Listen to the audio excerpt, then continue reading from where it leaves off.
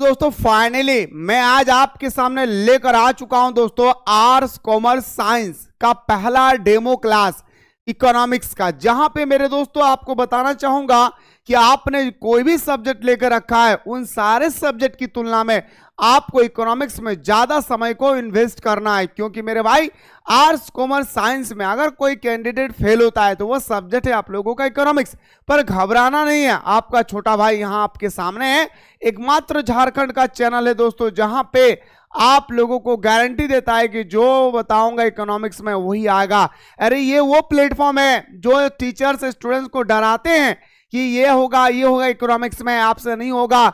वहीं पे दोस्तों हमारे यहाँ पे इकोनॉमिक्स को खिलौना बनाकर खिलाया जाता है स्टूडेंट्स को, बशर्ते कि आप किस नजरिए से देखना चाहते हैं। तो आइए सर बिना देर किए हम लोग स्टार्ट करते हैं। सबसे पहले मैं आपको बताना चाहूंगा मेरे शेरों सरनियों कि इकोनॉमिक्स में हमारा टोटल जो है, इकोनॉमिक्स जो शब्द है दोस्तों, इकोनॉमिक्स में टोटल हमारा जो है 2 बुक आती है भाई। क्या बोलेंगे सर?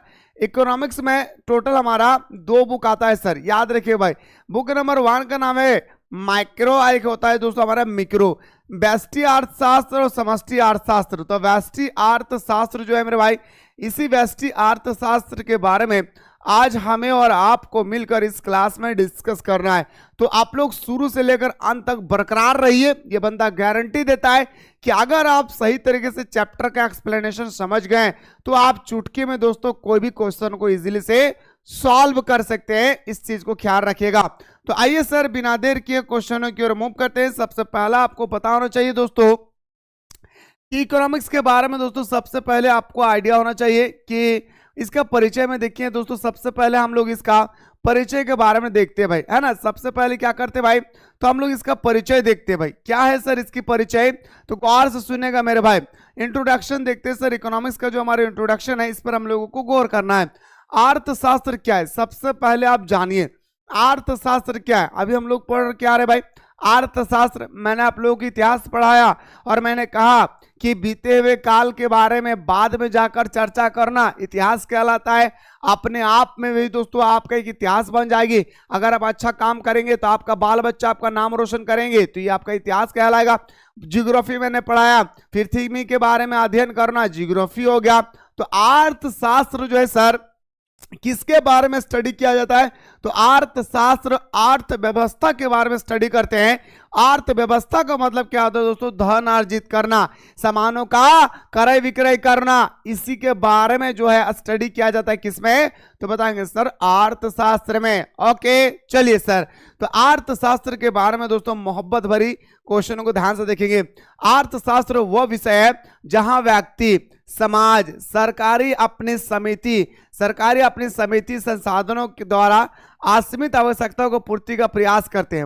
मेरे भाई आपके पास आपको कोई चीजों की जरूरत है और वो आपके पास नहीं है, तो वो चीजें जो आपको पूर्ति करवा रहा है, वो चीजें जो आपको पूर्ति करवा रहा है, ये क्या कहलाएगा भाई, तो बोलेंगे सर हमारा अर्थशास्त्र कहलाएगा। जैसे आपको 50 किलो आलू की जरूरत है, बाजार में 40 किलो आलू है, आप दुकान से कहें भाई मुझे 50 किलो आलू चाहिए, वो बंदा क्या करेंगे, आपको दोस्तों एक्स्ट्रा 10 kg आपको कहीं से ला करके देंगे। तो यही हमारा क्या कहलाता है भाई, तो बोलते हैं सर हमारा जो सीमित, हमारा जो दोस्तों जो हमारा असीमित जो आवश्यकता होती है, असीमित मतलब कोई भी हमारा लिमिट नहीं है, असीमित आवश्यकता जो होती है। जैसे लड़की लोग बार बार मुंह में क्या करती है, कभी तो दोस्तों बोरोप्लस, तो कभी वैसलीन, तो कभी फेस वॉश, तो कभी क्या प्राइमर, तो क्या क्या मारती है, लेकिन फिर भी उनको मन में संतुष्ट नहीं होता है कि मैं सुंदर दिख रही हूं, तब भी आप लोगों को मतलब संतुष्टि नहीं होती है इतना लगाने के बाद भी। तो मेरे दोस्तों इसकी सीमा क्या भाई, असीमित है।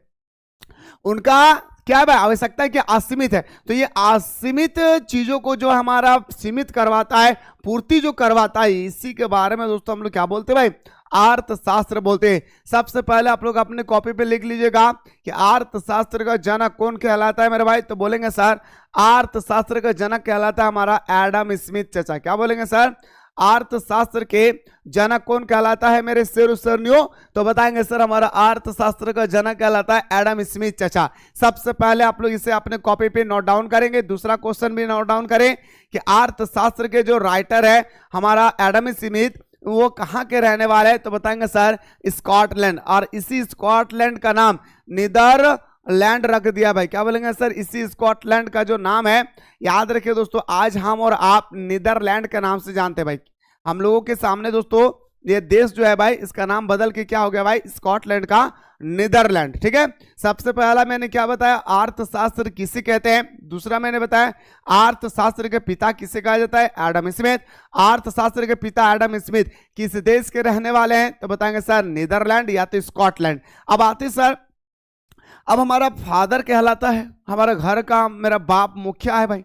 जैसे हम लोग बोलते हैं ना भाई, मेरा बाप घर का मुखिया है, हमारा परिवार का भरण पोषण करते हैं, बहुत सारे वर्क करते हैं, खुद अकेले बहुत सारी तपस्या झेलती है। ठीक इसी तरह से आप एक बात बताइए, इन्होंने अर्थशास्त्र का इनको पिता कहा जाता है, तो कोई ना कोई पुस्तक लिखा होगा, सिंपल सा फंडा है सर, है ना भाई? तो कोई ना कोई पुस्तक लिखे होंगे सर, तो उस पुस्तक का नाम क्या है? गौर करेंगे भाई। एडम स्मिथ ने 1776 में an inquiry into the nation and causes of wealth, ये क्वेश्चन आपके पेपर में 1000% की गारंटी देता हूं कि हमारा जो एडम स्मिथ चाचा का ये जो पुस्तक है, जो 1776 को जो प्रकाशन हुआ है, ये मेरे दोस्तों 100% आपके एग्जाम में पूछा जाएगा। 1000% की गारंटी देता हूं, ये क्वेश्चन आपके एग्जाम में आएगा कि an inquiry into the nation and causes of wealth of nation नामक पुस्तक किसने लिखा है?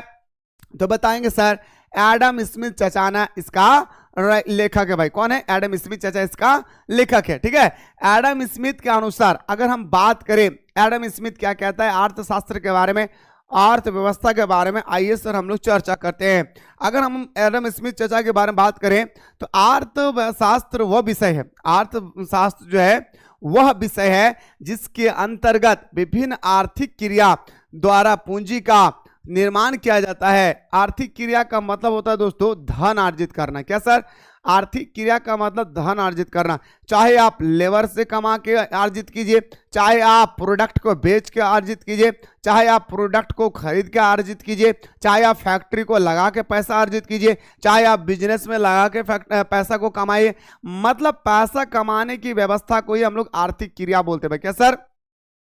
याद रखिएगा, अब क्रिया जो है दोस्तों 4 प्रकार की होती है, जिनमें से आप लोगों को 3 प्रकार फिलहाल आपको पढ़ना होगा। जल्दी से बता रहा हूं, गौर से सुनेंगे, क्योंकि ज्योग्राफी में आप लोगों को पूरा डिटेल्स में पढ़ना होगा। क्रिया पहला होता है प्राथमिक क्रिया। प्राथमिक क्रियाकलाप जो दोस्तों ग्रामीण इलाके में होता है, प्राथमिक क्रियाकलाप जो हमारा ग्रामीण इलाके में होता है, जैसे हमारा मछली पालन, सुअर पालन, भेड़ पालन, खेती करना, खनन करना, लकड़ी काटना, ये सारी चीजें आती है किसमें? तो बताएंगे सर हमारा प्राथमिक क्रियाकलाप के अंतर्गत जो ग्रामीण इलाके के लोग करते हैं। द्वितीय क्रियाकलाप वह क्रियाकलाप है जो शहरी लोग करते हैं, जैसे विनिर्माण हो गया, विनिर्माण मतलब टूटे हुए चीजों का निर्माण करना।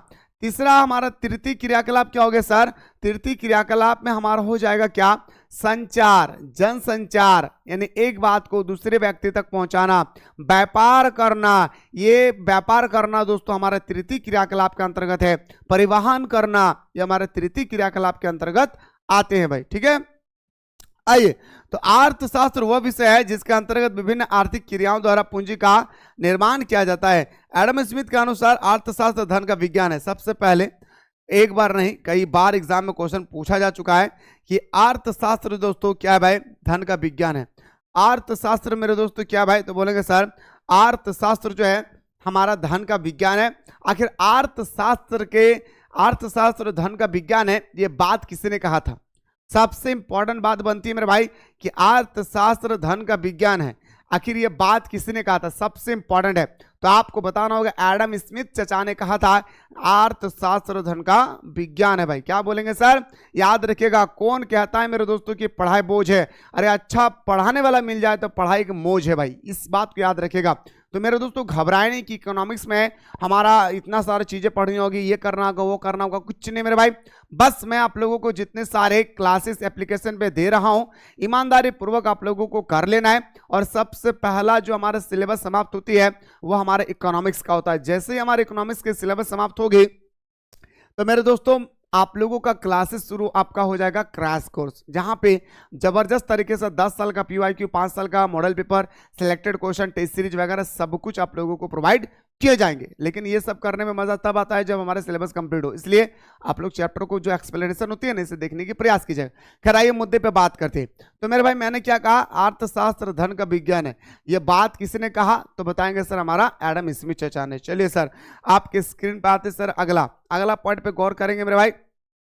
पहला पॉइंट तो दोस्तों बहुत इंपॉर्टेंट था, मतलब जितना तारीफ करें पहला पॉइंट किए और हम लोग जितना तारीफ करें उतना कम है भाई, ठीक है। चलिए अब बात करते हैं दोस्तों रॉबिन्स। एक और आता है दोस्तों हमारा अर्थशास्त्री, हमारा रॉबिन्स चचा आता है भाई। जैसे आप लोगों ने इतिहास में पढ़े होंगे समुद्रगुप्त का, है ना भाई, उसके बाद हमारा कुतुबुद्दीन ऐबक आया, उसके बाद बाबर आया, अकबर आया, चंद्रगुप्त मौर्य आया। इस तरह से मेरे दोस्तों हमारे अर्थव्यवस्था में अगर बात करिए तो हमारा अर्थशास्त्र में तो विभिन्न प्रकार के अर्थशास्त्री आते हैं अलग अलग देश से भाई, ठीक है। आइए तो बात करते हैं दोस्तों रॉबिन्स महोदय के अनुसार अर्थशास्त्र में सीमित साधन एवं असीमित आवश्यकता से संबंधित चुनाव समस्याओं को सम्मिलित करते हैं। सीमित साधन बोल रहे हैं ना भाई कि हमारे पास लिमिटेड साधन है, हमारे पास लिमिटेड चीजें हैं और लोगों की आवश्यकता बाप रे बाप मत बोलियो दादा, बहुत ज्यादा क्या भाई, बहुत ज्यादा आवश्यकता है। मतलब मेरे दोस्तों हमारे पास जो है लिमिट प्रोडक्ट है। एग्जांपल देता हूं दोस्तों कि हमारे पास जो है 10 गो बिस्किट है भाई, कितना 10 गो बिस्किट है और यहाँ पे दोस्तों 5 आदमी है तो मैं 2-2 करके जब दिया हूं तो वो और मांगने लगा। मतलब इसकी जो आवश्यकता है वो क्या है, असीमित है। मतलब ये कुछ भी मांग सकता है ना भाई, ये कुछ भी मांग सकते हैं, ठीक है। वही कह रहे हैं यहाँ पे रॉबिन्स महोदय के अनुसार अर्थशास्त्र में सीमित साधन एवं असीमित आवश्यकताओं से संबंधित चुनाव की समस्या को सम्मिलित करते हैं।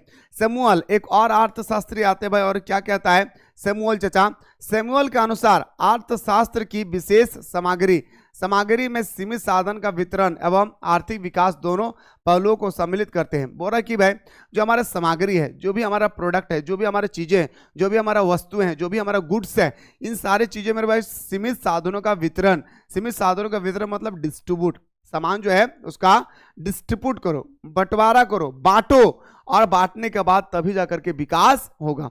तभी जाकर के क्या होगा मेरे भाई, तो बताया जा रहा है कि विकास होगी। समझ रहे बातों को भाई? बिल्कुल अभी आप लोगों का इंट्रोडक्शन चल रहा है भाई, ठीक है। चलिए अब आते हैं दोस्तों अगला पॉइंट पे गौर करेंगे मेरे भाई, ठीक है ना। आगे देखिए फ्रेडमैन के अनुसार अर्थशास्त्र कभी वास्तविक विज्ञान होता है और कभी आदर्श विज्ञान। याद रखिएगा किसने कहा था कि अर्थशास्त्र कभी वास्तविक विज्ञान होता है तो कभी हमारा आदर्श विज्ञान होता है। ये बात किसने कहा था?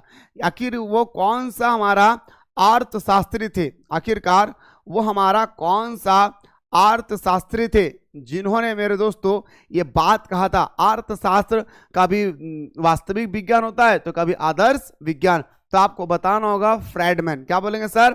आपको बताना होगा मेरे शेर सरनियों, क्या फ्रेडमैन। क्या बोलेंगे सर यहाँ पे? फ्रेडमैन आपको बताना होगा, ठीक है। अब एक और अर्थशास्त्री आता है दोस्तों। अभी मैं आप लोगों का क्लास स्टार्ट नहीं किया, अभी मैं सिर्फ इंट्रोडक्शन दे रहा हूं किस चीज का, तो आप लोगों का जो अर्थशास्त्र है, अलग अलग अर्थशास्त्री आए और अलग अलग अर्थशास्त्री ने हमारे अर्थशास्त्र के बारे में अलग अलग परिभाषाएं दी हैं। जैसे हमारे एडम स्मिथ चाचा ने कहा अर्थशास्त्र धन का विज्ञान है, तो आपसे पूछा जाएगा एग्जाम में कि अर्थशास्त्र धन का विज्ञान है किसने कहा था, तो आपको बताना होगा मेरे दोस्तों एडम स्मिथ चाचा, ठीक है। आइए तो मार्शल के अनुसार अर्थशास्त्र का उद्देश्य केवल धन कमाना नहीं है। मार्शल कहता है कि अर्थशास्त्र का मतलब सिर्फ पैसा कमाना नहीं है। कौन कह रहा है भाई? हमारा मार्शल चाचा। कौन कह रहा है भाई? तो बताएंगे सर मार्शल चाचा कह रहा है कि पैसा कमाना अर्थशास्त्र का मकसद नहीं है। तो क्या है सर?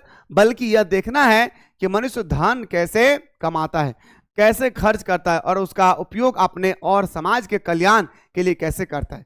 बहुत सुंदर तरीके से हमारा मार्शल ने कहा है भाई, बहुत ही प्यारा से तरीके से दोस्तों मार्शल चाचा ने एक बात कहा है जो मुझे और आपको समझ में आना चाहिए। पैसा कमाना बड़ी बात नहीं है मेरे भाई, पैसा का इस्तेमाल कैसे करते हैं, पैसा को आप कहाँ खर्च करते हैं और पैसा से आप कैसे जन कल्याण करते हैं, समाज का कल्याण कैसे करते हैं, ये मायने रखता है, ठीक है भाई। आइए तो मार्शल के अनुसार अर्थशास्त्र का उद्देश्य केवल धन कमाना नहीं है, केवल जो है धन कमाना नहीं है, बल्कि यह देखना है कि मनुष्य धन कैसे कमाता है।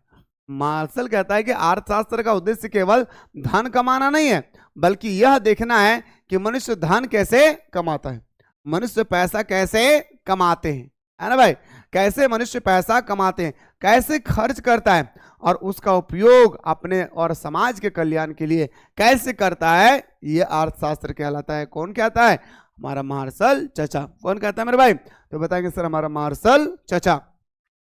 अब आपका यहां से क्लासेस शुरू होगी भाई। अब आप लोगों का जो भी था मैं आप लोगों को बता दिया हूं। अब आप लोगों का यहां से दोस्तों क्लासेस शुरू हो रहा है, गौर से देखिएगा तो आपको एक एक पॉइंट दोस्तों बहुत ही प्यारा तरीके से समझ में आएगा भाई, ठीक है। आप देखिए अर्थव्यवस्था, देखिए दोस्तों अर्थव्यवस्था, अर्थशास्त्र के अंदर में हम लोगों को अर्थव्यवस्था के बारे में डिस्कस करना है। अब आप लोगों को यहां से क्लासेस शुरू हो रही है भाई, ठीक है। जितना भी मैं बताया हूं वो आप लोगों का अर्थशास्त्र जो पुस्तक है उसका एक प्रकार का इंट्रोडक्शन था और आज का पहला चैप्टर का पहला क्लास आप लोगों का यहां से स्टार्ट हो रही है। सुनिए मेरे भाई, अर्थव्यवस्था जो है ये कहां से आया है सर? अर्थशास्त्र आया है भाई। कहां से आया भाई? तो मुस्कुरा कर बोलेंगे सर ये अर्थव्यवस्था जो है हमारा अर्थशास्त्र से आया है। तो अर्थव्यवस्था का अगर हम लोग संधि विच्छेद करेंगे, संधि विच्छेद का मतलब होता है क्या? जोड़े हुए शब्द को अलग करना। क्या सर? अति आवश्यक, यानी इसको जोड़े हुए शब्द थे अति आवश्यक, तो अति प्लस आवश्यक, इससे हम लोग बोलते हैं संधि विच्छेद। अगर संधि विच्छेद के बारे में अगर आपको पता नहीं है तो इसका मतलब आप क्लास 10 में फेल है, ठीक है। आइए, तो अर्थव्यवस्था को दोस्तों हम लोग दो कैटेगरी में डिवाइड करते हैं। पहला हमारा अर्थ प्लस व्यवस्था। तो अगर हम अर्थ की बात करें तो अर्थ का मतलब होता है धन, अर्थ का मतलब होता है मुद्रा। क्या होता है दोस्तों? अर्थ का मतलब होता है धन, अर्थ का मतलब होता है मुद्रा, ठीक है। और व्यवस्था का मतलब होता है सिस्टमैटिक प्रणाली, यानी सुव्यवस्थित कार्यक्रम। यानी धन को सही तरीके से इस्तेमाल करना ही हमारा अर्थव्यवस्था कहलाता है, धन को अर्जित करना ही हमारा अर्थव्यवस्था कहलाता है। सिंपल सा बात है।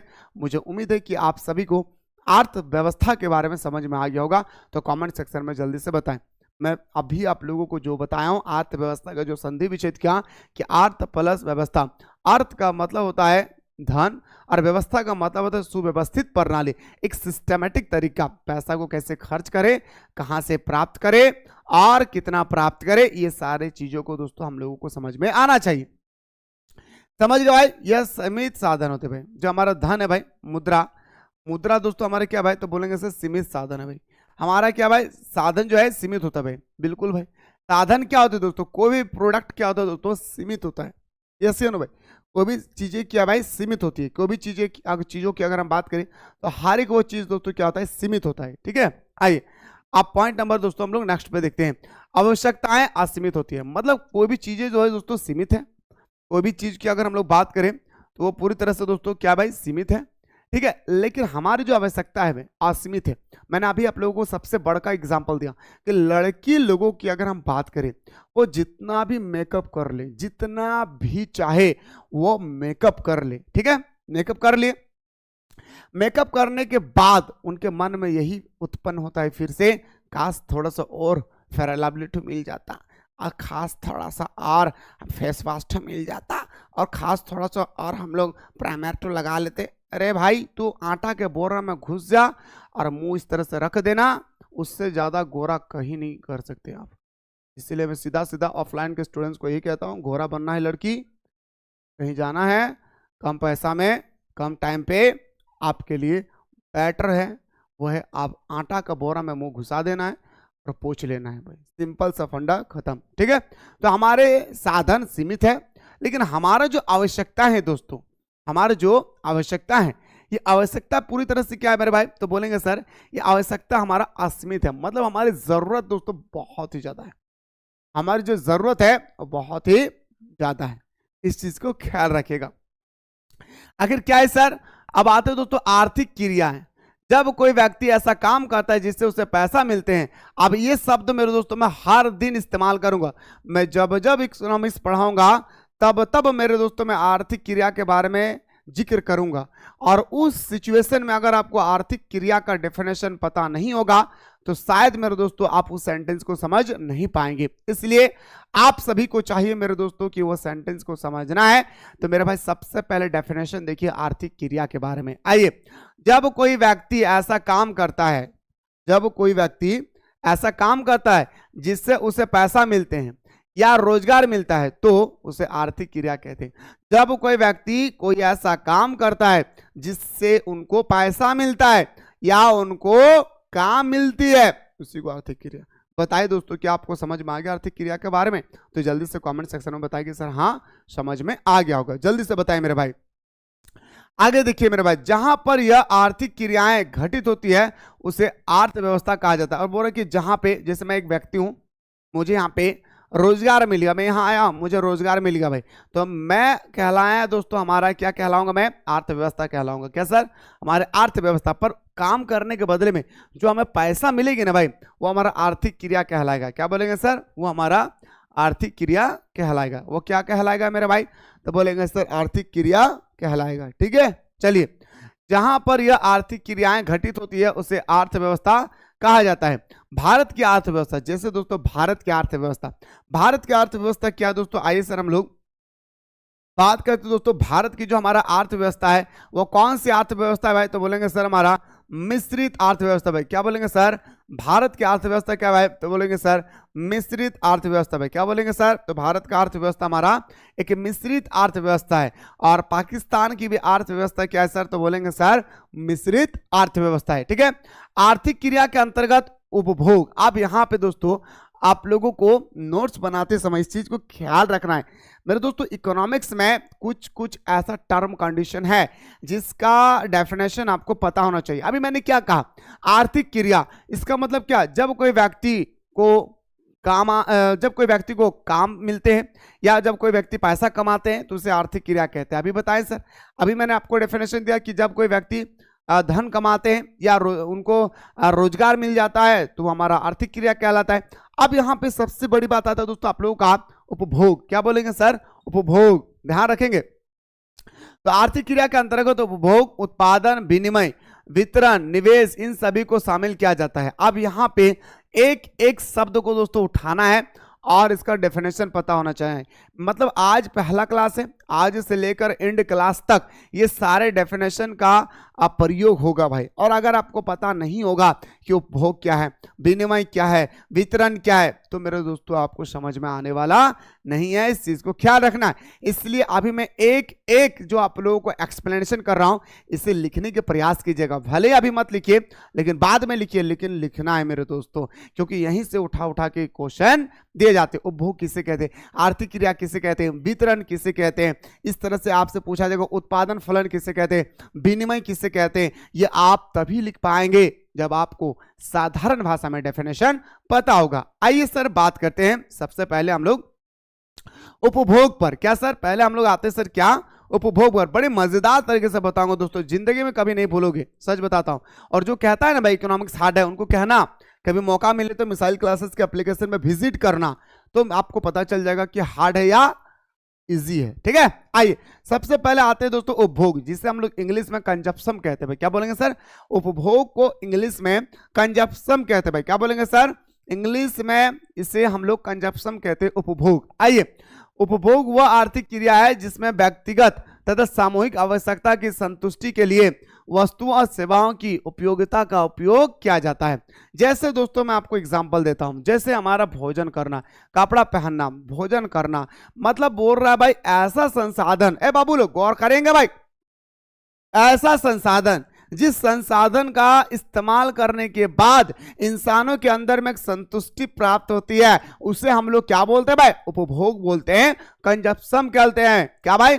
कंजप्शन कहते हैं। और हाँ, एक बात और याद रखिएगा मेरे शेर सरनियों, उपभोग से बनता है उपभोक्ता, उपभोग से बनता है मेरे भाई क्या? उपभोग से बनता है एक शब्द हमारा उपभोक्ता, उपभोक्ता, याद रखिए भोक्ता। गौर करेंगे भाई, मैं आप लोगों को बता रहा हूं, प्लीज गौर करेंगे।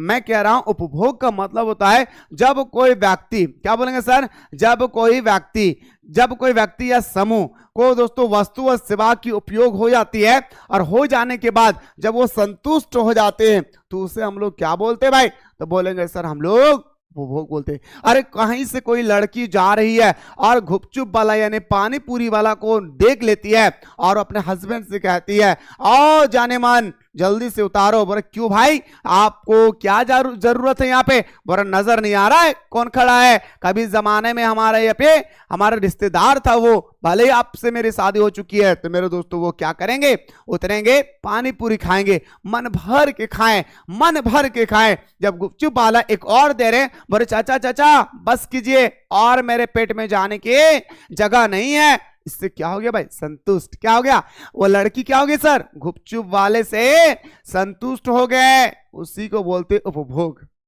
समझ गए? मतलब आपकी ऐसी जरूरत, आपकी ऐसी इच्छाएं जो पूरी हो जाती है, पूरी होने की प्रक्रिया को ही उपभोग कहलाता है। ठीक है भाई, आइए इसमें एक शब्द आता है, उपभोग से बनता है उपभोक्ता। उपभोग से बनता है उपभोक्ता। अब यहां पे कंडीशन है, गौर से सुनिएगा। यह कलम मार्केट में बिक रहा है, मैं गया मार्केट, खरीदा, तो हम उपभोग हो गए भाई। मतलब ये क्या हो गया भाई, उपभोग हो गया। गौर करेंगे भाई, ए बाबू लोग गौर करेंगे। मैं गया दुकान मार्केट में कलम लेने के लिए, कलम मुझे मिल गया, मैंने पैसा दिया, लेकर आ गया, उपभोग हो गया। ठीक है, अब इस कलम को लाने के बाद जब मैं लिखना शुरू कर दिया, ये कलम किसका हो गया, मेरा। ये कलम लिखने शुरू कर दिया ना भाई मैं, तो मैं कहलाऊंगा उपभोक्ता। कोई भी सामान खरीद रहे हैं, उपभोग। ठीक है, और दोस्तों सामान को खरीदने के बाद जब आप इस्तेमाल करना शुरू कर दिए, उपभोक्ता। आप जब तक गुपचुप को मुंह पे नहीं घुसाएं, उपभोग। जैसे घुसा दिए, उपभोक्ता। बताइए दोस्त, क्या आप लोगों को समझ में आ गया मेरे भाई? मैं उम्मीद करूं कि आप सभी को बहुत ही प्यारे तरीके से समझ में आ गया होगा। जैसे दोस्तों हम बोल सकते हैं भोजन करना, कपड़ा पहनना, ये हमारी सारी चीजें क्या भाई जरूरत की है, जिसे हम पाने के बाद मेरे मन में क्या होता है भाई, संतुष्टि आ जाते हैं। आते सर उत्पादन। ठीक है भाई, एक होता है दोस्तों उत्पादन, एक होता है दोस्तों उत्पादक। दोनों में अंतर है भाई। एक होता है दोस्तों हमारा उत्पादन और एक होता है हमारा दोस्तों उत्पादक। दोनों में बहुत अंतर होता है। जैसे मैंने बताया भाई, उपभोग से बनता है उपभोक्ता, इसी तरह से उत्पादन से बनता है उत्पादक। आइए बात करते हैं दोस्तों, उत्पादन वह आर्थिक क्रिया है जिसका संबंध वस्तु और सेवा की उपभोक्ता उपयोगिता अथवा मूल्य में वृद्धि करने से। उत्पादन का मतलब सीधा सीधा पता है ना भाई, कि अगर बाड़ी में अगर हम 10 गो बीज लगाए हैं तो उत्पादन हो गया। कैसे ना भाई, घर में अगर कोई फैक्ट्री है, सामान का निर्माण किए, उत्पादन हो गया। लेकिन जो कर रहा है वो उत्पादक कहलाता है। क्या बोलेंगे सर, उत्पादक कहलाता है भाई। याद रखिए, उत्पादक कहलाता है, प्रोडक्ट। याद रखिए भाई, ये हमारा प्रोडक्ट हो गया भाई, ये प्रोड्यूस हो गया। समझ रहे बात को? क्या कह रहे, जैसे कपड़ा काट कर कपड़ा सिलना, नया कपड़ा बना रहे भाई। अब ये मेरा कपड़ा है, इस कपड़ा को मैं काट के कोई नया कपड़ा बनाऊंगा, इस कपड़ा को मैं काट के कोई नया कपड़ा बनाऊंगा। ये हमारा उत्पादन हो गया। और देखिए, लकड़ी चीरकर कुर्सी बनाना, उत्पादन हो गया। लकड़ी को आप चीर दिए, चीरने के बाद उससे कुर्सी बनाए, कुर्सी हमारा क्या हो गया भाई, तो कुर्सी हमारा हो गया, बताएंगे सर, कुर्सी हमारा हो गया उत्पादन। लेकिन जो बना रहा है उसे उत्पादक बोलते हैं। जो बना रहा है उसे हम लोग उत्पादक बोलते हैं। I hope you are understanding in this the point of most important. मुझे उम्मीद है दोस्तों जो महत्वपूर्ण पॉइंट है वो आप लोगों को समझ में आ गया होगा, और डन कर दीजिए। अभी मैंने आप लोगों को एक क्वेश्चन करवाया था कि हमारा एडम स्मिथ चाचा ने एक पुस्तक लिखा था, यस यू नो भाई, an inquiry into the nation causes, जो भी पुस्तक का नाम था, उसका लेखक कौन है, एडम स्मिथ। तो एडम स्मिथ चाचा ने इसका प्रकाशन कब किया था, कमेंट में जल्दी बताइए, जल्दी बताइए। मैं देखता हूँ दोस्तों कितना आप लोग होश और हवास में है। कहीं ऐसा तो नहीं भाई आप लोग की नींद की गहराई में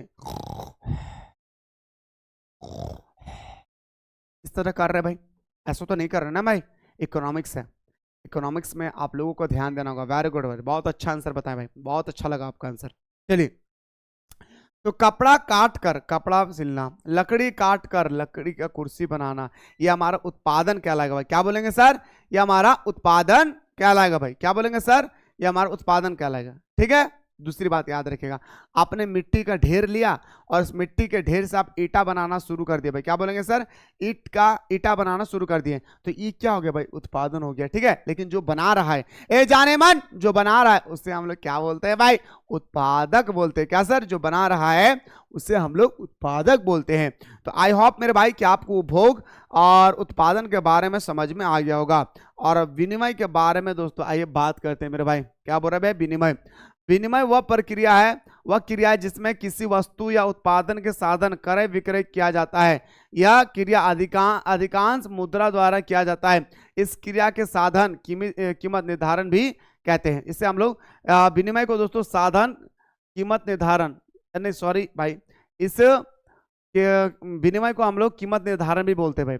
कई बार पूछा जाता है कि विनिमय किसे कहते हैं, तो कीमत निर्धारण की प्रक्रिया को विनिमय कहा जाता है भाई, ठीक है। आइए, तो विनिमय क्या है, वह प्रक्रिया है, वह क्रिया है जिसमें किसी वस्तु या उत्पादन का क्रय विक्रय, मतलब मेरे दोस्तों उपभोग का मतलब क्या बताए, यूज जो करता है, मतलब संतुष्टि जो होता है। उत्पादन मैंने क्या बताया, प्रोडक्ट को जो बनाया। तो मेरे दोस्तों आपसे कह रहा है ना भाई कि जब कोई सामान बन जाता है, बनने के बाद जब उससे हम खरीदते हैं, जैसे दोस्तों ये कलम अभी मैंने खरीदने के लिए गया था दुकान, चलो खरीद लेते हैं भाई, बोलो भाई कितना दाम है, 6,000, नहीं 5,000 देंगे, तो लो भाई 5,000 रुपया। तो एक जो खरीद के लाए और उनको जो बदले में मैंने पैसा दिया ना भाई, इसी को बोलते हैं विनिमय। विनिमय का मतलब होता है लेन देन, क्रय विक्रय। विनिमय का मतलब क्या होता है भाई, तो बोलेंगे सर क्रय विक्रय। विनिमय का मतलब ही क्या होता है भाई, तो बोलेंगे सर क्रय विक्रय। बताइए मेरे भाई, समझ में आ गया भाई। विनिमय वह क्रिया है जिसमें किसी वस्तु या उत्पादन के साधन का क्रय विक्रय किया जाता है। सिंपल सा बात है सर, क्रय विक्रय। ये आपका कलम है, ये बेच रहा है कोई दुकानदार, मैंने गया, कितना दाम है भाई, 6,000, ठीक है भाई लो 6,000 दे दो भाई। तो ये जो क्रय विक्रय, वो मुझे सामान दिया, उसके बदले में मैंने उनको पैसा दिया, तो ये क्या कहलाया, तो बताएंगे सर हमारा, याद रखिएगा, विनिमय कहलाया। समझ गए भाई। एक होता है दोस्तों वस्तु विनिमय प्रणाली, वो अलग है, और यहाँ है दोस्तों हमारा विनिमय। सिर्फ विनिमय का मतलब होता है क्रय विक्रय करना, ठीक है। आइए बात करते हैं वितरण। वितरण का मतलब होता है क्या, डिस्ट्रीब्यूट। क्या बोलेंगे सर, डिस्ट्रीब्यूटर होना चाहिए। वितरण का मतलब भाग करना। जैसे हमारे इस दुनिया से जब हमारे फादर या हमारे पेरेंट्स चले जाते हैं, तो हम लोग भाई भाई में दोस्तों हमारा जमीन का बंटवारा कर लेते हैं, हाँ या ना। जमीन का क्या करते हैं मेरे भाई, तो बोलेंगे सर जमीन का बंटवारा कर लेते हैं। आप कहेंगे सर बिल्कुल आप सही कह रहे हैं। तो वितरण वह क्रिया है जिसके द्वारा उत्पादन या सेवा को उत्पादक बनाने वाला, उत्पादक का मतलब मैंने क्या बताया भाई, कोई भी चीज जो बनाता है उसे हम लोग उत्पादक बोलते हैं। उत्पादक बनाने वाले से उपभोक्ता खरीदने वाले तक पहुंचाया जाता है। वितरण का मतलब होता है कि जैसे आपने कोई सामान बना के रखा, ए बाबू लोग गौर करेंगे भाई, आपने कोई सामान बना के रखा, और दोस्तों ये मैंने आप लोगों के लिए क्या करके रखा भाई, बना के रखा, तो मैं क्या कहलाऊंगा भाई, तो दोस्तों मैं उत्पादक कहलाऊंगा, क्योंकि मैं ही इस सामान का निर्माण क्या है। आप दोस्तों कोई खरीदने वाले आएंगे और दोस्तों खरीद कर लेकर जाएंगे सॉरी भाई, तो खरीद कर लेकर जाएंगे, इसी प्रक्रिया को दोस्तों हम लोग बोलते हैं वितरण। क्या बोलते हैं भाई, वितरण, ठीक है। समझ रहे हैं क्या बोल रहे सर, वितरण वह प्रक्रिया है जिसके द्वारा उत्पाद या सेवा, यानी जो बनाता है, बनाने वाला, उपभोक्ता मतलब खरीदने वाला तक पहुंचाया जाता है, उपभोक्ता तक पहुंचाया जाता है, इसी को बोलते हैं दोस्तों वितरण, ठीक है। मतलब सामान बन गया भाई, सामान बन जाने के बाद इसे तो बेचना होगा। जब आप बेच रहे हैं किसी उपभोक्ता को, है ना भाई, तो वो हमारे प्रक्रिया वितरण कहलाता है, ठीक है। जैसे एग्जांपल देखिए, सबसे बड़ा माल या वस्तु का गोदाम से उपभोक्ता तक पहुंचाना, जैसे ट्रक, ट्रेन, अन्य माध्यम। जैसे मेरे दोस्तों हमारे गोदाम में बहुत सारे चावल है, इस चावल को मुझे भेजना है कहीं और, तो हम ट्रक के माध्यम से, बस के माध्यम से, किसी भी व्हीकल्स के माध्यम से जब हम उसको उनके स्थान तक पहुंचा देते हैं, इसी प्रक्रिया को हम लोग वितरण बोलते हैं। क्या बोलते हैं सर, वितरण कहते हैं। साथ ही साथ आप लोग ये भी सोच सकते हैं वितरण का मतलब डिस्ट्रीब्यूटर होता है। क्या सर, डिस्ट्रीब्यूटर होता है, यानी बंटवारा होता है, ठीक है। इस चीज़ को भी ख्याल रखना है। जैसे एग्जाम्पल देता हूँ मेरे दोस्तों, मेरे घर में धान का गोदाम है, ठीक है, और मैं मान के चलिए 10 क्विंटल धान का उत्पादन किया हूँ, और मुझे बर्धमान में देना है 1 क्विंटल, मुझे देना है धनबाद में क्विंटल, मुझे हजारीबाग में 1 क्विंटल, मतलब इस तरह से मुझे अलग अलग 10 जगह पे 10 क्विंटल देना है। तो हमारा क्या भाई, तो बताएंगे सर डिस्ट्रीब्यूटर हो गया। क्या सर, हमारा डिस्ट्रीब्यूटर हो गया भाई। आई होप मेरे भाई कि आप सभी को बहुत ही प्यारे तरीके से समझ में आ गया होगा। मैंने अभी एक क्वेश्चन मैंने करवाया भाई आप लोगों को, मैं देखता हूं कि आप लोगों को कितना पता है। अर्थशास्त्र धन का विज्ञान है, यह बात किसने कहा था, कमेंट में जल्दी बताएं। अर्थशास्त्र धन का विज्ञान है, ये बात किसने कहा था, जल्दी से कमेंट सेक्शन में बताएं। अब आइए सर, निवेश, निवेश के बारे में दोस्तों डिस्कस करेंगे। एक बात बताइए आप लोगों को, सबसे पहले दोस्तों एक बात बताइए, मैंने अभी आप लोगों को उपभोग, उत्पादन, विनिमय के बारे में जो मैंने आप लोगों को बताया हूं, क्या आप लोगों को समझ में आ गया होगा? बिल्कुल मेरे दोस्तों, आप लोगों ने सही उत्तर बताया, एडम स्मिथ चाचा को। क्या सर? एडम स्मिथ ने कहा था अर्थशास्त्र धन का विज्ञान है। बहुत अच्छा लगा मेरे भाई। सुनिएगा मैं क्या कह रहा भाई, तो निवेश, निवेश का मतलब होता है क्या, इन्वेस्टमेंट। क्या रसगुल्ला? तो बताएंगे सर, निवेश का मतलब होता है हमारा इन्वेस्टमेंट। क्या होता है, फिर से सुनिए, निवेश का मतलब होता है क्या, इन्वेस्टमेंट। क्या बोलेंगे सर? इन्वेस्टमेंट। ओके, समझ गए भाई? आइए बात करते हैं मेरे भाई। निवेश वह प्रक्रिया है जिसमें कोई व्यक्ति या संस्था अपने धन को किसी व्यापार, संपत्ति, शेयर बाजार, बैंक आदि में इस उम्मीद के साथ लगाते हैं कि भविष्य में उन्हें उससे लाभ मिलेगा, मुनाफा मिलेगा। इन्वेस्टमेंट, अगर हम कोई फैक्ट्री अगर ओपन कर रहे हैं तो दोस्तों हम इन्वेस्ट कर रहे हैं फैक्ट्री में, तो हम किस मकसद से कर रहे हैं, अरे कल दिन जाकर के ये मुझे प्रॉफिट देगा। आज मैं 10 लाख रुपया देकर के लगा रहा हूं ना ये फैक्ट्री, कल दिन जाकर के मुझे 11 लाख देंगे। यस या नो भाई? आज हम बैंक में पैसा रखते हैं तो यही हम उम्मीद लगा कर रखते हैं कि हमारा पैसा सेफ जोन में होगा और हमारा पैसा में इंटरेस्ट मिलेगी। या दोस्तों हम अपने पैसा को जो है कोई व्यापारी में या शेयर मार्केट में ये सोचकर लगाते हैं, कोई व्यापार में या शेयर मार्केट में ये सोचकर लगाते हैं कि कल दिन जाके मुझे कोई प्रॉफिट मिलेगा। क्या सर? कल दिन जाके मुझे कोई प्रॉफिट मिलेगा।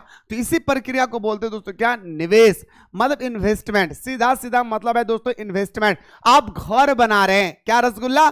आप घर बना रहे हैं, इस घर को बनाने में भी आपको इन्वेस्ट करना पड़ता है। तो जब आप घर बना रहे हैं तो आपका मकसद क्या है, हम छांव में रहेंगे, हम आलीशान मकान पे रहेंगे, ये आपकी क्या है भाई, मकसद है।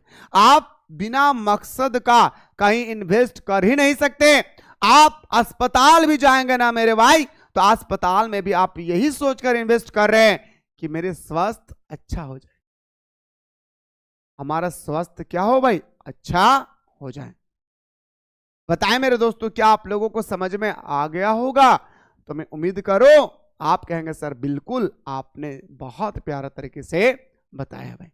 ठीक है, चलिए सर।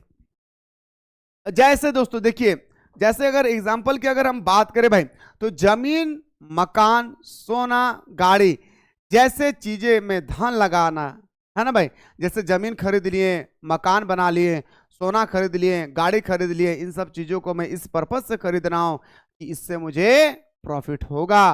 ठीक है, किसी नए व्यापार या कंपनी में पैसा लगाना, या कोई नया कंपनी आया या कोई दोस्तों व्यापारी आए, उस पर हम पैसा इन्वेस्ट किए इस मकसद से कि मुझे प्रॉफिट मिलेगी। बताएं मेरे दोस्तों, क्या आप लोगों को समझ में आ गया होगा? अब आगे देखिए, नॉर्वे के प्रसिद्ध अर्थशास्त्री रैगनर फ्रिशर ने अर्थशास्त्र को 2 भागों में बांटा। सबसे पहले मेरे दोस्तों, मेरा चेहरा को मत देखिए, मैं काला हूं, मेरा बैकग्राउंड भी काला है। सबसे पहले आप लोग अपने कॉपी पे इस क्वेश्चन को नोट डाउन कर ले कि आखिर कौन सा अर्थशास्त्री थे जिन्होंने अर्थव्यवस्था को 2 भागों में बांटा है। जल्दी से आप लोग अपने कॉपी में दोस्तों जल्दी से लिख लीजिए, प्लीज रिक्वेस्ट करता हूं, हाथ जोड़कर विनती करता हूं मेरे दोस्तों, पैर पड़ता हूं कि आप लोग इस क्वेश्चन को जरूर लिख लीजिए कि आखिर वो कौन सा अर्थशास्त्री है जिन्होंने अर्थशास्त्र को 2 भागों में डिवाइड किया है। रैगनर फ्रिश, क्या बोलेंगे सर? रैगनर फ्रिश कहां के निवासी थे भाई? नॉर्वे का। एक अर्थशास्त्र का नाम है हमारा व्यष्टि माइक्रो, और एक हमारा मिक्रो समष्टि। याद रखिएगा दोस्तों, व्यष्टि अर्थशास्त्र का मतलब होता है एक, और समष्टि का मतलब होता है एक से अधिक। क्या बोलेंगे सर? एक से अधिक, एक से अधिक, अधिक। क्या बोलेंगे सर? एक से अधिक। जैसे दोस्तों एक से अधिक का मतलब इससे हम लोग बोल सकते हैं दोस्तों, सभी भी बोल सकते हैं भाई। क्या बोलेंगे सर? सभी भी बोल सकते हैं भाई। याद रखिए, इससे हम लोग सभी भी बोल सकते हैं भाई। क्या बोलेंगे सर? सभी भी बोल सकते हैं भाई। डाउट नहीं है ना भाई? चलिए सर, अब एक बात याद रखिएगा, सर आपने यहाँ पे एक बताया, तो जैसे एक फार्म, एक फैक्ट्री, एक परिवार, एक गांव, यहां पे दोस्तों जहां पे एक लगा रहे वेस्टे, क्या रसगुल्ला? एक राज्य, क्या है भाई? वेस्टे। समस्त देश, समष्टि, समस्त परिवार, समष्टि, सभी फैक्ट्री, समस्त फॉर्म हमारा आएगा किसमें, तो बताएंगे सर हमारा समष्टि अर्थशास्त्र में। सिंपल सा बात है सर, हमारा समस्त सम सम सम सम मतलब सभी, सम मतलब क्या हो गया, सभी। आइए दोस्तों इसके बारे में डिस्कस करते हैं भाई, ठीक है, इसके बारे में डिस्कस करते हैं। सबसे पहले इसका दोस्तों डिफरेंट देखने से पहले इसका डेफिनेशन देखते हैं कि वेस्टी क्या है भाई, ठीक है। आइए बात करते हैं। माइक्रो और मिक्रो यह दोनों ग्रीक भाषा का शब्द है। कॉपी में लिखिएगा कि जो हमारा माइक्रो और मिक्रो है, माइक्रो एंड वेस्टी, मिक्रो मतलब समष्टि। माइक्रो और मिक्रो जो है मेरे भाई, माइक्रो और मिक्रो ये जो दोनों शब्द है ये किस भाषा का शब्द है, तो बताएंगे सर ग्रीक भाषा का शब्द है। कौन सी भाषा का, ग्रीक भाषा का शब्द है। माइक्रो का अर्थ होता है सूक्ष्म, जिसका मतलब होता है छोटा, माइक्रो का मतलब होता है छोटा, तथा मिक्रो का अर्थ होता है व्यापक मतलब बड़ा। याद रखें भाई, अभी तो बताएं सर कि सूक्ष्म का मतलब क्या होता है मेरे भाई, एक होता है भाई। सूक्ष्म का मतलब क्या होता है मेरे रसगुल्ला, एक होता है सर। और मैक्रो का मतलब होता है दोस्तों क्या, व्यापक मतलब हमारा क्या होता है भाई, मतलब होता है हमारा बड़ा। क्या बोलेंगे सर, बड़ा। और बड़ा का मतलब क्या होता है मेरे भाई, सभी, ठीक है। बड़ा का मतलब क्या होता है मेरे भाई, तो बोलेंगे सर सभी। समझ में आ रहा है भाई, समझ में आ रहा है ना भाई। विश्वास रखना मेरे दोस्त, जितना सेंटेंस बता रहा हूं ना, कोई मौज कर लेता है, कोई चीजों को मजे में लेते हैं, तो कोई हार्ड बनाकर रोना शुरू कर देते हैं। विश्वास करना मेरे भाई, यकीन रखना। इसीलिए तो कहता हूं, अगर मुझ पे यकीन ना हो मुझे तुम आजमा लेना, मैं तुमसे प्यार करता हूं, जहां चाहे बुला लेना। समझ रहे मेरे भाई, इस चीज को ख्याल रखना, जितना बताऊंगा उतना आएगा भाई। बस शर्त है, इकोनॉमिक्स का जितना सारा क्लासेस होगी एक दिन भी एब्सेंट मत कीजिएगा, गारंटी देता है। मैंने क्या कहा, माइक्रो और मिक्रो यह दोनों ग्रीक भाषा का शब्द है। माइक्रो का अर्थ होता है सूक्ष्म, मिक्रो का अर्थ होता है बड़ा, व्यापक मतलब सभी। अब आते दोस्तों व्यष्टि अर्थशास्त्र तथा समष्टि अर्थशास्त्र। अब आते हैं मेरे भाई क्या, व्यष्टि अर्थशास्त्र और हमारा समष्टि अर्थशास्त्र। यानी अगर हम लोग इकोनॉमिक्स की बात करें मेरे भाई, इकोनॉमिक्स को हम लोग अगर देखते हैं, इकोनॉमिक्स को दोस्तों हम लोग दो कैटेगरी में डिवाइड करते हैं, यानी भाई एक आता है हमारे मिक्रो, एक हमारा माइक्रो भाई, ठीक है। आइए बात करते हैं भाई व्यष्टि अर्थशास्त्र, है ना भाई। माइक्रो अर्थशास्त्र की वह शाखा, शाखा मतलब ब्रांच। मेरे हाथ का शाखा कौन है भाई, ये है सर क्या क्या बोलता है भाई, मिडिल फिंगर, क्या क्या बोलता है भाई आप लोग जानिएगा, ठीक है। तो ये हमारे क्या भाई शाखा है, ब्रांचेस। केंद्रीय बैंक ऑफ, हम रिजर्व बैंक ऑफ इंडिया का बहुत सारे ब्रांचेस है, ICICI bank, bank of India, State Bank of India, Punjab National Bank. इसी प्रकार से हमारा व्यष्टि अर्थशास्त्र जो है, अर्थशास्त्र की वह शाखा मतलब वो ब्रांचेस जिसके अंतर्गत किसी एक उत्पादक, अभी बताने सर, एक उत्पादक, एक कंपनी, एक फॉर्म, एक उपभोक्ता आदि का अध्ययन किया जाता है। मरते दम तक नहीं भूलेंगे अगर आपने मेरी इस बात को सुन लिया होगा। कौन सी बात, कि व्यष्टि का मतलब एक, समष्टि का मतलब सभी। समझ गए, चलिए।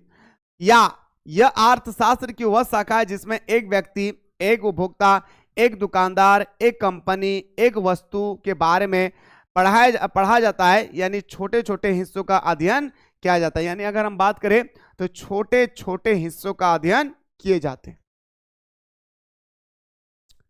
समझ गए मेरे भाई, उम्मीद करें मेरे शेर सरनियों कि आप सभी को बहुत ही प्यारा तरीके से समझ में आ गया होगा। मुझे नहीं लगता मेरे भाई कि कहीं भी आप लोगों का डाउटेड होगी, ठीक है। आइए, व्यष्टि अर्थशास्त्र समझ गए तो एक बार डन कर दीजिए कि सर सच में समझ में आ गया सर।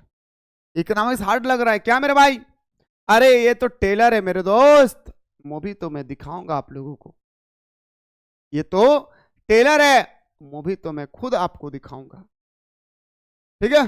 चलिए अब आते हैं दोस्तों हम लोग व्यष्टि अर्थशास्त्र को किस और नाम से जाना जाता है। देखिए ध्यान से देखेंगे भाई, व्यष्टि अर्थशास्त्र को सूक्ष्म अर्थशास्त्र, कीमत सिद्धांत या मूल्य सिद्धांत के नाम से भी जाना जाता है। जैसे आपका घर में कुछ नाम और है, आपका रियल नाम कुछ और है। जैसे मेरा घर में नाम दिया बड़ो नूनू, हमारा टीचर्स लाइन में आए तो प्रिंस, मेरा वास्तविक जो नाम है दोस्तों वो अलग है भाई, है ना भाई। वही कह रहा है कि व्यष्टि अर्थशास्त्र को हम लोग सूक्ष्म अर्थशास्त्र, कीमत सिद्धांत या मूल्य सिद्धांत के नाम से जाने जाते हैं भाई, क्योंकि इसमें व्यक्तिगत इकाई अपने व्यक्तिगत कार्यों के कारण कीमत निर्धारण करते हैं। मतलब ये एक व्यक्ति की है, इसमें हमारा एक व्यक्ति का ही बात करता है भाई। ठीक है, आगे देखिए, व्यक्तिगत इकाई का अध्ययन कीमत के अध्ययन में रख कर किया जाता है, जैसे उपभोक्ता, जैसे उत्पादक, जैसे वितरण। उपभोक्ता क्या सर, आय और कीमत को ध्यान में रखकर संतुष्टि को अधिकतम करता है भाई। क्या कहता है भाई, उपभोक्ता आय और कीमत को ध्यान में रखकर संतुष्टि को अधिकतम करता है। अपने इनकम को भी देखता है, लोग अपने सामान का प्राइस भी देखते हैं कितनी कीमत है, और इन दोनों चीजों को तालमेल करके अपने आवश्यकताओं को वो पूरा करते हैं। उत्पादक निश्चित कीमत के आधार पर उत्पादक करके लाभ को अधिकतम करता है। मतलब वो बोल रहे कि एक निश्चित कीमत हो, एक ऐसी कीमत हो सामान का जिससे हम अधिक से अधिक लाभ कमा सके भाई, जिससे हम क्या कर सके, अधिक से अधिक प्रॉफिट हासिल कर सके। वितरण अभी तो बताएं सर, वितरण है ना, संसाधनों की कीमत को ध्यान में रखकर वितरण किया जाता है। संसाधनों की जो कीमत है उसको ध्यान में रखकर दोस्तों क्या किया जाता है, वितरण किए जाते हैं भाई। आगे देखिए दोस्तों क्या कह रहा है भाई, तो संसाधनों की कीमत को साधनों का प्रतिफल भी कहते हैं। इसको हटाइए, जैसे देखिए भूमि की कीमत, लगान, पूंजी की कीमत, ब्याज। आपने तो बहुत ही सुंदर तरीके से जमीन खरीद लिया, लेकिन आपको लगान तो भरना पड़ेगा ना भाई, टैक्स तो देना होगा। आपने दोस्तों किसी तरह से पूंजी की कीमत कर लिया, पूंजी की कीमत जिसमें आपको ब्याज देना होगा भाई, है या नहीं। आप लोन लिया तो ब्याज देना होगा। श्रम की कीमत, आप किसी भी लेबर को अपने घर पे लगाया तो उसको मजदूरी तो देना होगा भाई। उद्यमी की कीमत, आपको जो भी प्रॉफिट होगा उसे अपने लेबरों को तो देखना होगा भाई, जो फैक्ट्री में काम कर रहा है जो उद्यमी है उसको तो देना होगा ना भाई। तो ये हमारे कहलाते हैं दोस्तों क्या, तो बताएंगे सर हमारा इसका एग्जाम्पल कहलाता है समष्टि अर्थशास्त्र। सिंपल सा बात है सर, समष्टि अर्थशास्त्र के बारे में अगर बात करें तो बहुत ही सिंपल है भाई। क्यों सिंपल है, क्योंकि दोस्तों उसका ठीक ऑपोजिट है। क्योंकि देखिए समष्टि अर्थशास्त्र, माइक्रो इकोनॉमिक्स क्या कहता है, मिक्रो अर्थशास्त्र की वह शाखा जिसके अंतर्गत व्यक्तिगत इकाई के समूह या देश की संपूर्ण, यहाँ पे सभी लगा रहेगा, संपूर्ण लगा रहेगा, समस्त लगा रहेगा, तो संपूर्ण अर्थव्यवस्था का अध्ययन किया जाता है। या अगर हम दूसरा अगर हम लोग परिभाषा की ओर चलते हैं तो यह अर्थशास्त्र की वह शाखा है, यह अर्थशास्त्र का वह शाखा है। कौन सा, अरे कौन, अरे मेरे दोस्तों व्यष्टि नहीं समष्टि। यह अर्थशास्त्र की वह शाखा है जिसमें पूरा देश, समाज या व्यक्तिगत बड़े बड़े बड़े समूह की अर्थव्यवस्था का अध्ययन किया जाता है। इसमें यह देखा जाता है कि एक सभी मिलकर पूरी अर्थव्यवस्था को कैसे काम करते भाई। मतलब यहाँ पे दोस्तों सभी फैक्ट्री, सभी देश, सभी नागरिक, मतलब सब कुछ मेरे दोस्तों यहाँ पे जो मिला करके तैयार किया जाता है उसे हम लोग बोलते हैं समष्टि। सिंपल सा बात है दोस्तों, चाहे बिजनेस को हो, मार्केटिंग की बात करें, मार्केटिंग का प्रोडक्शन की बात करें, हाउस होल्ड मतलब हाउस के घर के सामान की बात करें, सारी चीज़ों को मिला करके हमारा क्या होता है भाई, तो बताएंगे सर सारी चीज़ों को मिला करके हमारा होता है समष्टि। क्या होता है भाई, तो बताएंगे सर सारी चीज़ों को मिला करके हमारा क्या होता है भाई, तो बोलेंगे सर हमारा समष्टि। तो बताइए मेरे दोस्तों क्या आप लोगों को यहाँ तक समझ में आ गया होगा। अब सबसे बड़े इंपॉर्टेंट है दोस्तों क्या, एग्जाम्पल मेरे दोस्तों आपको पता होना चाहिए। ठीक है भाई, एग्जाम्पल आपको पता होना चाहिए। जैसे देखिए अगर हम समष्टि अर्थशास्त्र के अगर एग्जाम्पल की अगर हम बात करें तो जैसे हमारा देश की कुल आय, हमारा देश का नेशनल इनकम, नेशनल आपके एग्जाम में कई बार पूछा जाता है कि राष्ट्रीय आय समष्टि है या व्यष्टि या दोनों है, तो बताएंगे सर हमारा व्यष्टि है भाई। क्या बोलेंगे सर, हमारा व्यष्टि है। ठीक है, आइए सर बात करते हैं दोस्तों क्या, सॉरी आपका समष्टि है। तो देश की कुल आय, बेरोजगारी, देश की कुल बेरोजगारी, देश की कुल रोजगार, मुद्रास्फीति मतलब महंगाई। मुद्रास्फीति का टर्म मैं बार बार इस्तेमाल करूंगा, इसका मतलब आप कॉपी में लिख लीजिएगा कि मुद्रास्फीति का मतलब सर ने बताया था क्या, तो बताएंगे सर मुद्रास्फीति का मतलब सर ने बताया था महंगाई। प्लीज पैर पढ़ता हुआ, जब मैं पैर पढ़ता हूँ ना इसका मतलब कुछ इंपॉर्टेंट है, तभी तो पैर पढ़ रहा हूँ ना मेरे दोस्त, इसलिए लिख लीजिएगा। ठीक है, मुद्रास्फीति, महंगाई, ब्याज दर, सरकारी नीति आदि का अध्ययन करने वाला भाग कहा जाता है किसको, समष्टि। इसमें इसे सामान्य आय और रोजगार सिद्धांत भी कहा जाता है। इससे दोस्तों हम लोग सामान्य आय और रोजगार सिद्धांत भी कहा जाता है, क्योंकि इसमें देश की संपूर्ण आय व संपूर्ण रोजगार के बारे में अध्ययन किया जाता है। समझ गए मेरे भाई, आगे देखिए आगे क्या कहता है दोस्तों, हमारा एक व्यक्ति आता है गार्डनर एक्सेले के अनुसार, समष्टि अर्थशास्त्र एक जंगल की प्रकृति का अध्ययन करता है, ना कि उन पेड़ पौधों का जिसमें जंगल बना है। बोल रहा भाई देखिए एक जंगल है, ए दोस्तों एक जंगल है, जंगल में बहुत सारे अलग अलग किस्म का पेड़ पौधा होगा, ठीक है भाई। ये पेड़ पौधा के बारे में जो अध्ययन करता है वो हमारा हो गया वेस्टी। क्या सर, हमारा क्या होगा भाई, वेस्टी। और इस जंगल के बारे में जो अध्ययन करता है वो हमारा हो गया समष्टि। बताइए समझ में आया भाई, बताइए जल्दी से, क्या समझ में आ गया भाई, जल्दी से बताइए। चलिए मेरे भाई, उम्मीद करता हूं कि आप सभी को यहां तक समझ में आ गया होगा। आप दोस्तों सबसे इंपॉर्टेंट बात करते हैं दोस्तों क्या हमारा कि डिफरेंट, क्या सर हमारा डिफरेंट, क्या मेरे भाई, तो व्यष्टि अर्थशास्त्र और हमारा समष्टि अर्थशास्त्र में दोस्तों क्या डिफरेंट है, ये सबसे ज्यादा मायने रखता है भाई। क्या सर, ये सबसे ज्यादा मायने रखता है, इस चीज को ख्याल रखेगा। व्यष्टि माइक्रो और मिक्रो में क्या डिफरेंट है, इसके बारे में बेटर तरीके से दोस्तों मैं चाहता हूं कि आप लोगों को नेक्स्ट क्लास में मैं यहीं से आप लोगों को डिस्कस करवाऊंगा, ठीक है। तो आप लोग बता दीजिए कि सर यहां तक समझ में आ गया होगा। तो मेरे दोस्तों नेक्स्ट क्लास में आप लोगों को बेहतरीन तरीके से